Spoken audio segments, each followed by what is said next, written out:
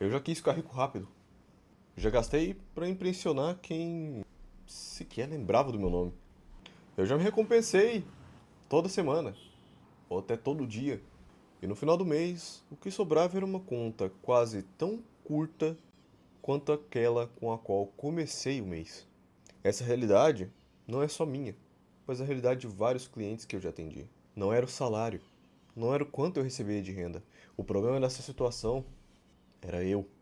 E hoje eu vou te mostrar com base na psicologia por que nós fazemos isso com o nosso próprio dinheiro. Eu já quis ficar rico rápido, já gastei dinheiro pra impressionar gente que talvez se hoje eu trombar na rua nem sequer lembre quem eu sou. Eu já usei frases como o eu mereço como justificativa para comprar coisas que eu nem sequer precisava. Essa não é só a minha realidade, como também foi a realidade de muito cliente que eu já atendi. E no final do mês, seja para eles ou para mim, o que sempre acontece é a mesma coisa. Um saldo muito próximo de zero. Quando não, negativo, precisando jogar essa conta para o mês seguinte. E eu pensava, o problema deve ser o salário, os impostos, o Brasil. Não é possível, cara, não sobra nada. Eu pensava que era qualquer coisa, menos eu mesmo. Até que teve um momento específico que eu consegui entender, e que muito cliente meu também chegou na mesma conclusão. Não é o quanto se ganha, mas sim como seu comportamento dita a forma como você gasta aquilo que ganha. E hoje eu quero te mostrar o que mudou aqui, na minha cabeça. E o que eu tento trazer também para os meus clientes nos projetos de consultoria. E também trazer para vocês o que a ciência já comprova sobre por que pessoas inteligentes sabotam o seu próprio dinheiro. E principalmente como a gente começa a reescrever essa história. E não por capítulos mágicos, mas letra por letra. Deixa eu voltar num ponto específico da minha história. Teve um mês em que eu recebi muito mais do que eu costumava receber antes, que na época foi basicamente o meu recorde pessoal de receita. Eu olhei pro extrato e pensei, pô, agora minha vida financeira vai mudar. Tem mais grana, então vai dar pra investir mais, vai dar pra pensar mais no meu futuro. O que aconteceu nas semanas seguintes? Comprar aquele mimo pra poder comemorar o fato de que eu tinha atingido aquele novo patamar. Ou pior, fazer uma compra parcelada, que iria ali perdurar por 12 a 18 meses. Ou ainda pior que isso, um presentinho aqui ou outro ali para agradar alguém, uma outra pessoa, não pensando no meu próprio futuro. Chegou no final do mês e eu sentei para poder olhar o extrato, mas a sensação foi a mesma de sempre. Como é que eu ganhei tudo isso e agora no final do mês eu tô tão apertado quanto eu tava no mês passado? E foi a primeira vez que eu realmente me perguntei, e se o problema não for o quanto eu ganho, mas sim o roteiro que eu tô seguindo com esse meu dinheiro? E isso é dolorido. Talvez você já tenha passado, e acredito que só você passou por isso, ou algo nesse sentido. Isso é normal, especialmente para situações desconfortáveis como essa. Mas atendendo clientes exatamente sobre esse problema, hoje eu posso dizer, isso é muito mais normal, infelizmente, do que parece. E muita gente acredita que pode resolver isso de forma rápida, pontual. Mas aqui que entra a metáfora que eu quero usar nesse vídeo. Sua vida financeira não muda como se fosse um grande filme sendo exibido em um pequeno espaço de tempo. Não. Ela é escrita e transformada como se você estivesse digitando um roteiro, letra por letra por letra. Cada só hoje, cada eu mereço, cada depois eu vejo isso, é mais uma letra que você coloca nesse seu roteiro da sua vida financeira. O verdadeiro problema por trás dessa lógica é que a maioria de nós está escrevendo um livro de terror, acreditando que está escrevendo um livro de superação, onde você antes não era capaz de ter um determinado tipo de consumo, e agora você acredita que é merecedor de um determinado tipo de consumo porque, bom, você ganha um pouquinho a mais. E para entender tudo isso melhor, eu quero te apresentar 5 sabotadores, já mapeados pela psicologia e que possivelmente estão atuando sobre o seu bolso hoje, e muitas vezes sem você perceber.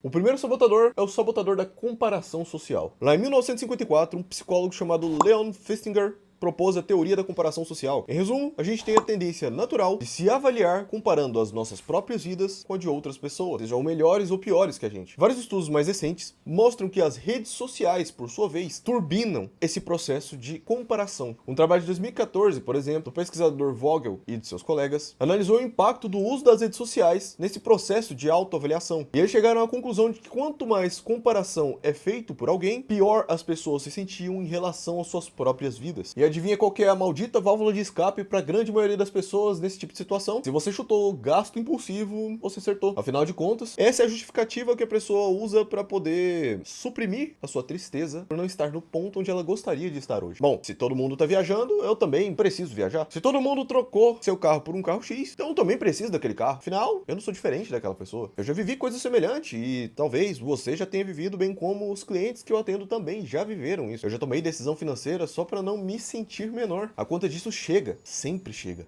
Essa é a primeira letra que a gente precisa trocar nesse livro que a gente está escrevendo. De eu preciso acompanhar a manada para eu preciso ser honesto com o meu momento financeiro. Aquilo que eu vivo hoje.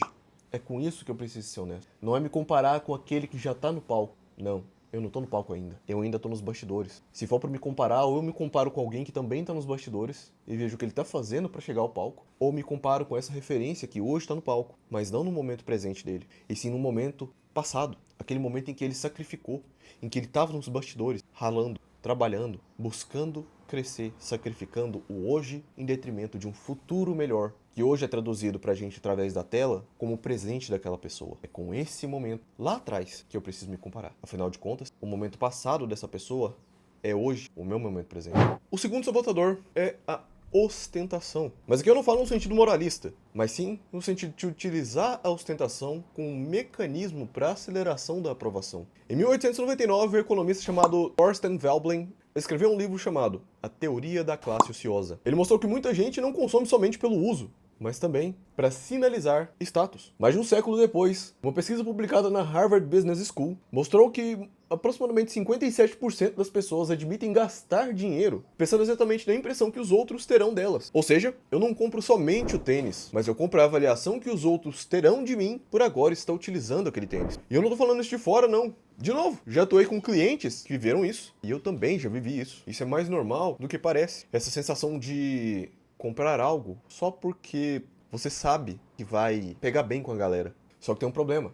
A aprovação comprada é uma das dívidas mais caras que você faz na sua vida. Você paga primeiro com dinheiro e depois com ansiedade. Na grande maioria das vezes, você joga a expectativa do retorno dessa sua aprovação lá em cima. Mas às vezes, ela é pontual, ela é momentânea, ela é rápida. E depois, da mesma forma que vira algo padrão para você, vira algo padrão para outra pessoa também. Isso liga, inclusive, com o nosso próximo ponto. E terceiro sabotador, a adaptação hedônica. Ele já começa a entrar num ponto um pouco mais técnico, mas eu vou tentar simplificar aqui para você conseguir entender de forma tranquila do que se trata ele. Pesquisadores como Brickman e Campbell, lá nos anos 70, mostraram que a gente volta muito rápido para o nosso nível padrão de felicidade depois de uma conquista ou de uma perda. Traduzindo para a vida real, antes de uma compra, a gente fica extremamente animado, hypado, feliz, expectativa lá no alto, mas é assim que tem, prazer despenca. Você já deve ter ouvido a frase que basicamente traduz esse conceito: a ansiedade de ter e o tédio de possuir. E já deve ter passado por isso também. Espera semanas, meses por aquele celular novo, mas para adquiri-lo, vai para um parcelamento que te gera ansiedade. Você finalmente consegue, mas 2 ou 3 dias depois, ele passa de algo novo, de algo incrível, para simplesmente o seu celular. Um artigo muito citado de 3 autores, Dunn, Gilbert e Wilson, publicado no Journal of Consumer Psychology em 2011, fala disso de um jeito muito interessante. Se dinheiro não tá te deixando feliz, é porque provavelmente você não está o gastando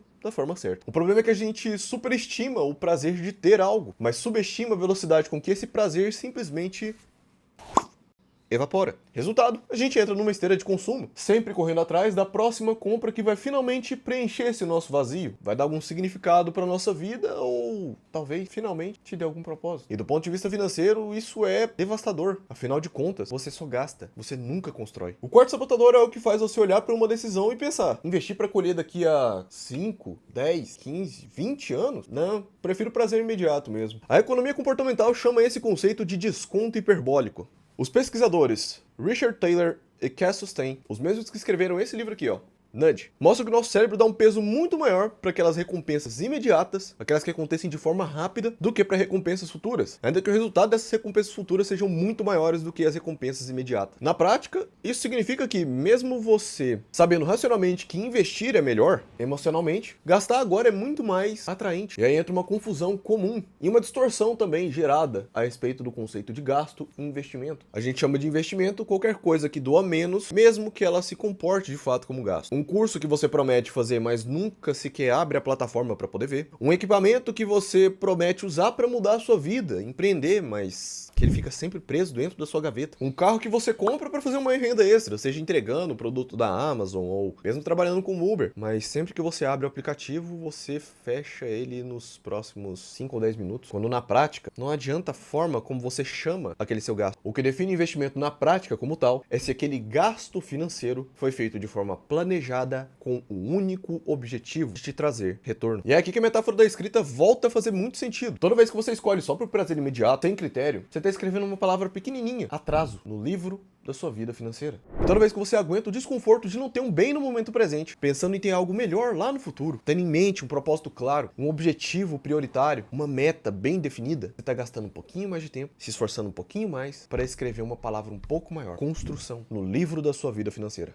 Quinto sabotador, maldito esse daqui. Esse é o mais sedutor, é o mais sensual, é o mais gostoso de todos. Afinal, ele usa uma linguagem distorcida, mas bonita, da autoestima. E esse é o famoso eu mereço. Na psicologia existe um conceito chamado Self-Licensing Effect, ou, traduzindo para o português, efeito de autolicenciamento. Pesquisas como as do Mead e do Baumeister, por volta de 2009, mostram que quando a gente faz algo que considera virtuoso, trabalhar muito, economizar por um determinado tempo, se controlar em alguma área específica, a gente se sente autorizado a fazer algo exatamente no sentido contrário de todo aquele caminho que a gente sacrificou para poder trilhar. Exemplo clássico, trabalhei muito no decorrer da semana, fiz hora extra, enfim, tô cansado. Então, eu mereço dar uma estouradinha no final de semana. Me controlei o mês inteiro. Eu mereço comprar alguma coisa agora. De novo, eu não tô falando de teoria distante. Eu já usei e eu trabalho diariamente com pessoas que usaram esse eu mereço também. Tudo isso como desculpas que depois eu tive que consertar por meses, bem como eu tive que trabalhar com esses clientes para consertar esses pontos por espaços muito grandes de tempo, até que eles finalmente entendessem que o merecimento vem da priorização. Afinal de contas, a questão aqui não é você nunca se recompensar.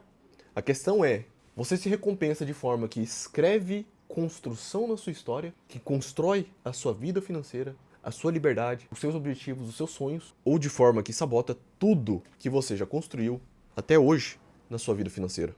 Quando eu comecei a estudar esses conceitos, comparação social, ostentação, adaptação hedônica, desconto hiperbórico, self-licensing, eu percebi uma coisa muito simples, mas simultaneamente muito pesada, que lidar com dinheiro dessa forma não é um adulto dominando o dinheiro, mas é alguém que se tornou um conjunto de padrões emocionais, automáticos e desconstrutivos, reagindo ao ambiente para justificar os seus gastos. E enquanto esses padrões ficam invisíveis, independentemente de quem for a pessoa, ela vai continuar culpando o salário, ela vai continuar culpando o país, ela vai continuar culpando o governo, ela vai continuar culpando tudo, mas nunca vai tomar a responsabilidade de mudar a forma como ele escreve a própria realidade financeira. Afinal, a virada de ninguém vem de um dia mágico. Toda pessoa de sucesso costuma dizer que tem um day one, o dia onde ele deu o primeiro passo para a virada. Mas se lembra de uma coisa, esse dia foi o dia do primeiro passo, não o dia do salto. A mudança vem na realidade quando você assume a responsabilidade de olhar para o seu próprio roteiro financeiro, assim como eu também fiz lá atrás, e se perguntar, quais letras eu estou repetindo nesse meu roteiro que sempre me fazem voltar para o mesmo lugar. E é aqui que entra um ponto prático que eu quero te entregar hoje. O primeiro passo para parar de se sabotar não é achar o investimento perfeito, é enxergar onde você está se sabotando hoje. Traduzindo, você precisa identificar os seus furos de caixa. Aqueles lugares onde o dinheiro escapa todos os meses sem que você perceba, alimentando exatamente esses sabotadores que a gente acabou de descrever aqui no decorrer do vídeo. E para isso, eu gravei um vídeo com o título Ganhar Bem Não É o Problema, os 4 furos de caixa que te deixam no zero. Lá, eu destrincho ponto a ponto esses furos e te mostro na prática como começar a mapear isso na sua vida financeira. Se você quiser ir ainda mais fundo nesse vídeo, eu também disponibilizei no comentário fixado dele uma planilha das avaliações das saídas de caixa que podem te ajudar a colocar tudo isso no papel. Então, quando esse vídeo acabar, faz um trato com você mesmo. Clica no card que está aparecendo aqui no canto superior direito da sua tela e vai assistir esse vídeo para você ver qual desses é o seu grande furo de caixa hoje. E para fechar, eu quero que você leve 3 ideias. O maior inimigo do seu dinheiro não é externo. São sabotadores internos, silenciosos, que nós não fomos treinados para identificar, muito menos para combater. A sua história financeira não muda em um grande capítulo de sorte. Você já deve ter ouvido a história de pessoas que ganharam na loteria e pouco tempo depois estavam pobres de novo. Isso muda porque na prática a nossa vida financeira muda letra por letra toda vez que você escolhe com consciência e não de forma automática aplicar o seu dinheiro em um determinado gasto ou investimento. E terceiro, não menos importante que nenhum dos outros dois, você não é caso perdido. Não é. Eu já atuei com muita gente diferente. Gente que ganhava bem e tinha um padrão de vida elevadíssimo. Gente que não ganhava bem e tinha um padrão de vida mais moderado. E de forma geral, todos eles passavam por problemas semelhantes e, portanto, necessitavam de trabalhos muito semelhantes para a correção desses problemas. Você, no máximo, é alguém que ainda não tinha um vocabulário para identificar esses padrões comportamentais que te levam a construir atraso na sua vida financeira hoje. Então, eu quero te fazer uma pergunta bem direta. Qual desses 5 sabotadores você mais reconheceu nele no vídeo que eu apresentei hoje? Comenta aqui embaixo o número ou o nome. Comparação, ostentação, pressa para possuir, gasto travestido de investimento ou o eu mereço, sem critério algum. Eu tô te pedindo para fazer isso não como exposição, mas para você começar a escrever o primeiro parágrafo da transformação da sua vida financeira.